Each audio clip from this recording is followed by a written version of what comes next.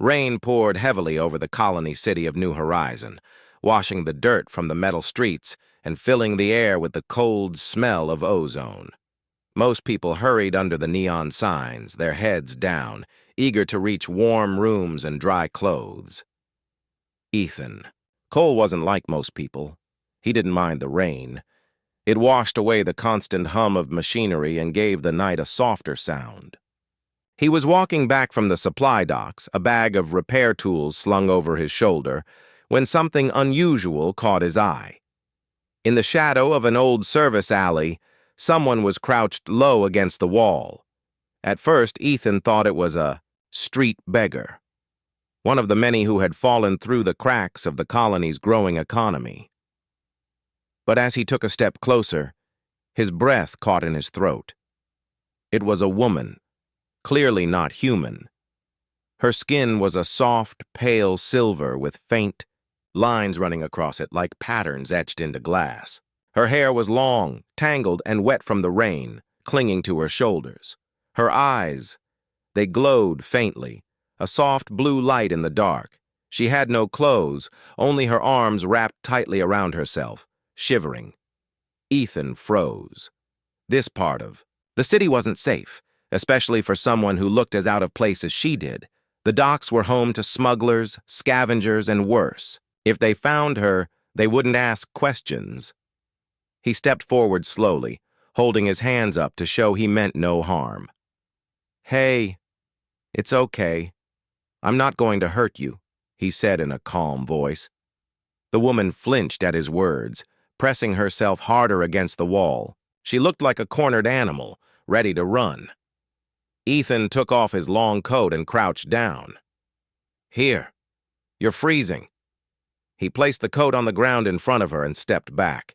She stared at it for a moment, then at him. After a long pause, she reached forward, her fingers trembling, and pulled the coat around herself. It was far too big for her, but she seemed to relax slightly under its warmth. "Name?" Ethan asked, gently pointing to himself. "Ethan." Then he pointed to her. She hesitated, then spoke in a soft, broken voice. "Lyra." "Lyra," Ethan repeated. "All right. Lyra, you can't stay out here. It's not safe."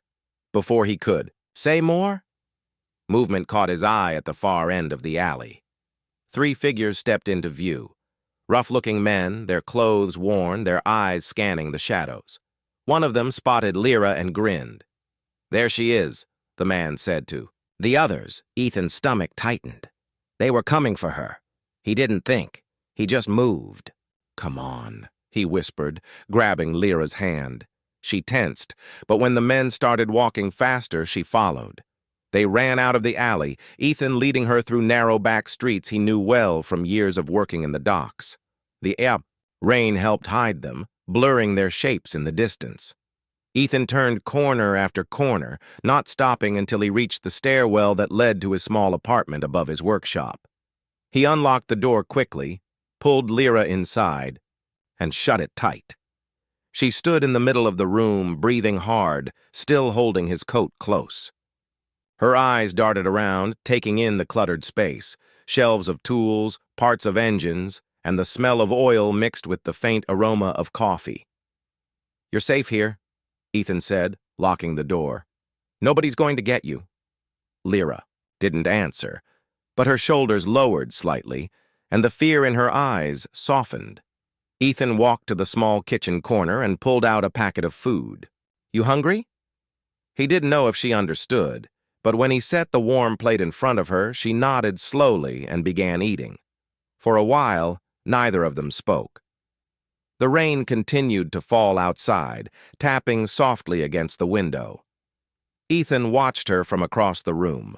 She was clearly exhausted, but there was something else in her expression. A deep sadness, as if she had lost more than just her home. When she finished, he handed her a blanket. "You can rest here tonight. Tomorrow we'll figure something out." Lyra looked at him for a long time, then gave a small nod. She curled up on the couch, still wrapped in his coat, and closed her eyes. Ethan sat at his workbench, pretending to focus on fixing an old comm device. But his mind kept drifting back to the alley, to the way she had looked, frightened, alone, and completely out of place in this city. He didn't know who those men were or why they wanted her, but one thing was certain. He wasn't going to. Let them have her. Outside, the storm grew stronger, but inside the small apartment, a fragile sense of safety began to take shape. Ethan glanced over at Lyra one last time, before turning off the lights. She was already asleep, her breathing steady. Whatever trouble she was in, he had stepped into it now, and something deep inside told him that his life was about to change forever. The next morning, the sun was weak behind thick gray clouds, but the rain had stopped. The city of New Horizon was waking up slowly. The streets buzzed again with voices and the sounds of vehicles. Ethan awoke early, the soft breathing of Lyra. Nearby, his bed was steady. She still wore his old coat, which was far too large but wrapped around her like a shield. He watched her for a moment. She looked peaceful, but he knew her fear had not gone away. Ethan got up quietly, careful not to wake her. He went to the small kitchen and made a cup of strong coffee. The warm smell filled the apartment. He thought about what to do next. Lyra was clearly lost and scared. She didn't speak English well, or maybe not at all. He needed to find a way to help her feel safe here. After a while, Lyra stirred and opened her eyes. She looked around, confused at first. Then she saw Ethan sitting across the room, holding the cup. Ethan smiled gently. "Good morning, Lyra," he said. She blinked slowly and tried to say something. The word came out broken and soft. "Morning?" Ethan nodded. "You hungry?" He pointed to the small table where he put some simple food, bread, fruit, and a small packet of protein bars. Lyra looked at the food uncertainly. She didn't move at first. Then slowly she reached out and took a piece of bread. She bit it carefully, watching Ethan to see his reaction. "You like it?" Ethan asked. Lyra nodded slightly. "Yes." Over the next few hours, Ethan tried to communicate more. He used simple words and pointed to objects around the room: lamp, door, water. Lyra listened carefully, repeating the words softly. She also began to show him things about herself. She pointed to her silver skin and whispered, "From," but could not say the name of her home planet. Ethan noticed how she looked at small details around him: a spinning gear on his desk, the sound of the old radio, even the way light from the window fell on the walls. She seemed fascinated by these simple things. After lunch, Ethan took out some clothes he found in his sister's old trunk. They were worn but clean. "Try this," he said, handing her a soft shirt and pants. Lyra hesitated but then slowly stood up. She slipped into the clothes, which fit loosely but kept her warm. For the first time since he found her, Ethan saw a small smile on her face. That afternoon, Ethan told her about his life. He was an engineer, fixing machines and ships in the colony. He loved building things and finding new ways to solve problems. Lyra listened quietly. She tried to speak more but often stopped, frustrated. Ethan understood that she was still afraid. Her world had been taken from her, and this place was strange and cold. As the sun set behind the city's towering buildings, Ethan prepared a small dinner. They sat together, sharing food in the warm light of the apartment. Suddenly, a loud noise shook the building. The lights flickered. Lyra froze. Her eyes widened in fear, and she whispered a word Ethan did not know, something sharp and quick like "Jark." "What's wrong?" Ethan asked, standing up. Lyra shook her head, unable to speak more. Ethan went to the window and looked outside. Above the city, strange shapes moved in the sky, ships with bright lights and sharp edges, unlike any human craft he had seen. "They're watching," Lyra said quietly, her voice trembling. Ethan's heart raced. He realized the danger was much closer than he thought. That night, Ethan did not sleep. He kept an eye on the sky and on Lyra. She stayed close to him, wrapped in the coat. He knew their time was short. Someone was coming for her, and he had to prepare. The next morning, the sky was still heavy with clouds, but the strange ships were gone. Ethan hoped they had left, but he knew better. Danger was not far. He sat with Lyra at the small kitchen table. She looked tired but more relaxed after a good night's rest. Ethan decided it was time to learn more about her. He took out a small tablet from his workbench, opened a basic drawing app, and slid it toward her. "Draw," he said simply. Lyra's eyes lit up with curiosity. She picked up a stylus and began making shapes and lines on the screen. She drew a circle surrounded by rings, then a small figure inside it. It was not like any planet Ethan had seen, but the picture was clear.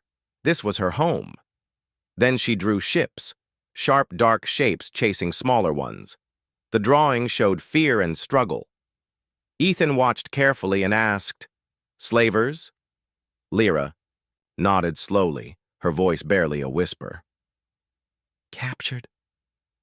My people." Ethan's heart tightened. Slavery was a cruel trade that some criminals still practiced in the outer systems. But this was worse. Her whole people were at risk. "Who are you?" Ethan asked gently. Lyra hesitated, then placed her hand on her chest, over a faint, glowing mark on her skin. "Royal, leader's daughter." Ethan's eyes widened. "You're royalty?" She nodded again, her face serious. "If they find me, control my people." Ethan realized the gravity of the situation. This was not just a lost alien wandering. The streets. She carried the hope of her entire race. He reached out and took her hand. "You're safe here, I promise." Suddenly, a faint buzzing sound came from outside. Ethan frowned and went to the window. A small drone hovered near the building, its sensors scanning the walls. "They've found us," Ethan said grimly.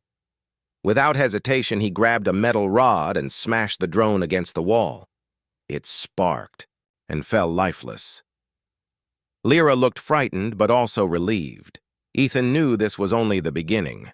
The slavers would not stop until they had her. He spent the rest of the day preparing. He fixed the locks on his doors, hid the windows with thick curtains, and set simple alarms using his old equipment. Lyra stayed close to him, watching silently.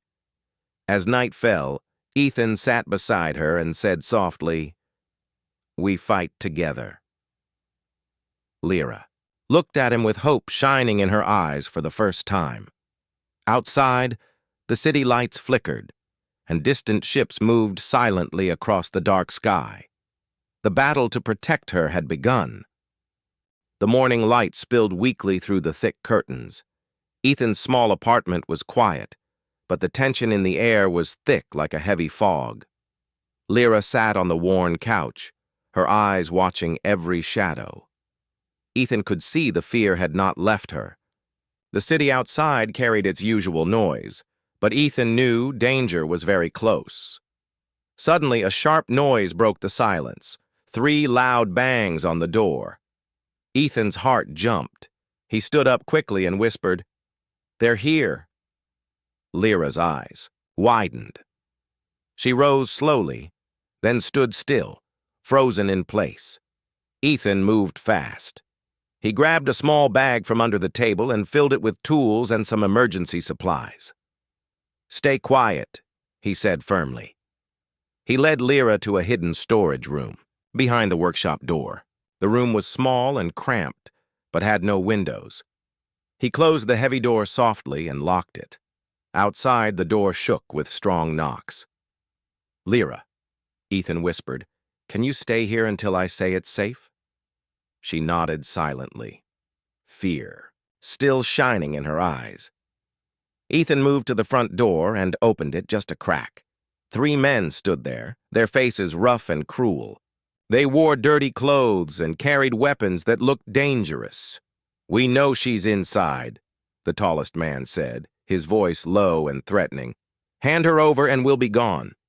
Ethan swallowed hard, but refused to show fear. "I don't know who you mean," the man laughed. "Don't lie. We've been watching. You can't hide her forever." Ethan closed the door slowly and locked it again. He knew talking wouldn't help. He returned to the storage room and whispered to Lyra, "They're here. We have to be ready." Lyra nodded, gripping the coat tightly. Using what he had learned as an engineer, Ethan quickly set up simple traps around the apartment. He connected wires to the door handle and the floor, making small electrical charges that would shock anyone who touched them. He also placed a few flashbang devices he had made for emergencies near the windows. The men outside grew impatient and started trying the door handle, only to get quick shocks that made them yell and step back. Ethan smiled slightly. His traps worked, but he knew they could not stay here forever. The men might call for backup or try to break in by force. "We have to leave," Ethan whispered to Lyra. "I have a shuttle in the old hangar. It's not much, but it can fly." Lyra's eyes shone with hope. "Go," she said firmly. Ethan grabbed a few more supplies, food, water, a small first aid kit, and led her through a back exit he had found when he first moved in. The streets were wet and empty as dawn broke. Ethan moved quickly but carefully, avoiding main roads and sticking to shadows. They reached the hangar, a rusty old building filled with forgotten ships and broken machines. Ethan unlocked the door and pulled out a small cargo shuttle. It was battered but still functional. He helped Lyra inside and started the engines. The shuttle hummed to life with a gentle vibration. As they lifted off, Ethan looked down at the city. The men were already gathering, shouting orders and pointing up at the sky. The shuttle shot forward into the gray morning light, heading toward the outer sectors where Ethan hoped they would find safety. During the flight, Lyra remained quiet, but gradually relaxed as the shuttle moved steadily through the clouds. Ethan decided to break the silence. "Where can we go?" he asked gently. Lyra looked at him and drew a shaky map on the tablet, marking a faraway place in the stars, a secret sector where her people might still be free. Ethan nodded, understanding the importance of their journey. As they passed through asteroid fields and dark space lanes, their bond grew stronger. They shared stories, Ethan about his simple life as an engineer, and Lyra about her lost home and people.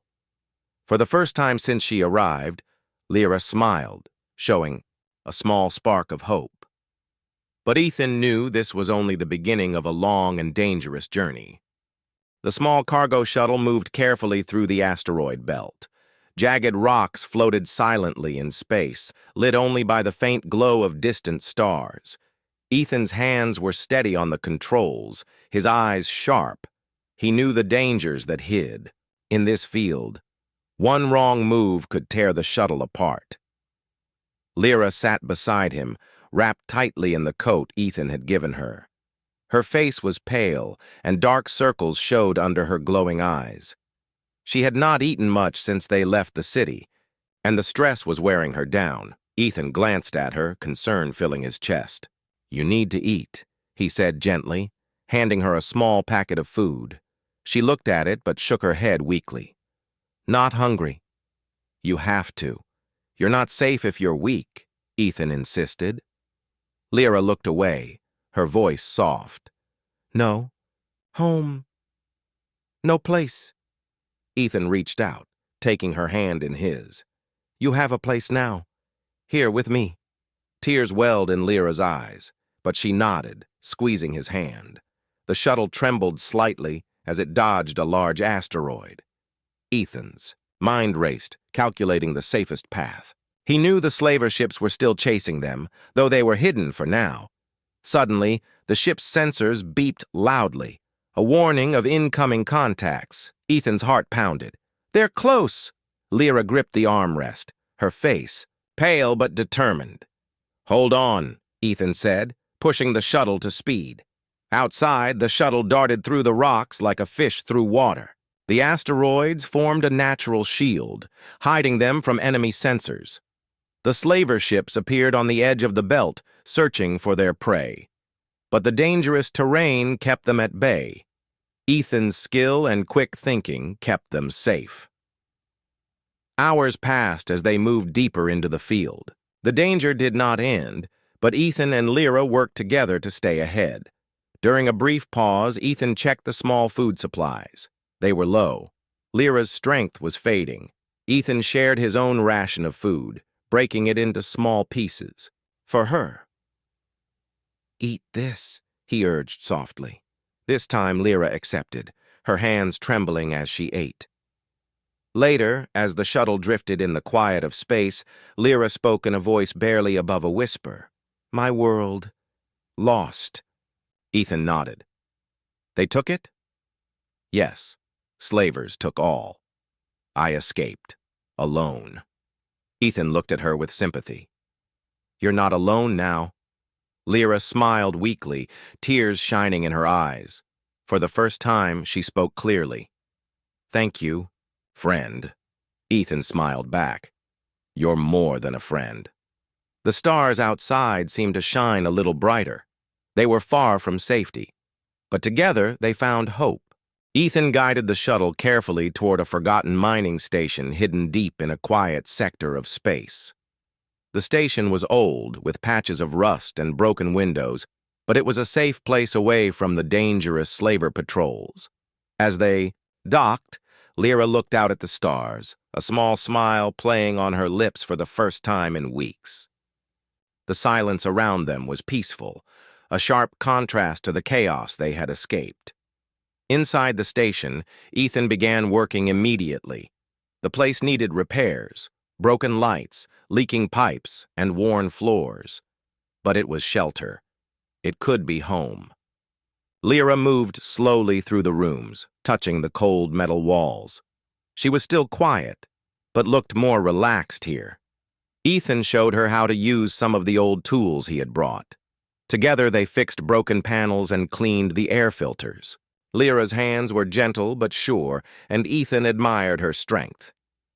Days passed, and with every small repair, the station grew warmer, brighter. The cold loneliness that once filled the air was replaced with hope. One evening, as they sat near a small fire Ethan had built, Lyra spoke softly. "My people. Lost. Many." Her voice trembled. "But maybe. New home?" Ethan nodded. "This can be your home. You're safe here." Lyra looked up, her glowing eyes meeting his. "You gave me life." Ethan smiled gently. "You gave me something, too. Hope." They shared a quiet moment, the sounds of the station humming softly around them. Outside, distant stars blinked quietly. Somewhere out there, threats still existed. But inside, they had found something rare. Trust, and maybe something more. Ethan reached out, taking Lyra's hand in his. "You have a place in my heart," he said simply. Lyra's smile grew wider, a light in the darkness. "And you, in mine." They stood together on the observation deck, watching the stars twinkle beyond the glass. No longer strangers, but partners in a new life. The journey had been hard and the future uncertain, but together they were stronger. In the vast loneliness of space, they had found each other, a home built not of walls or planets, but of kindness and heart.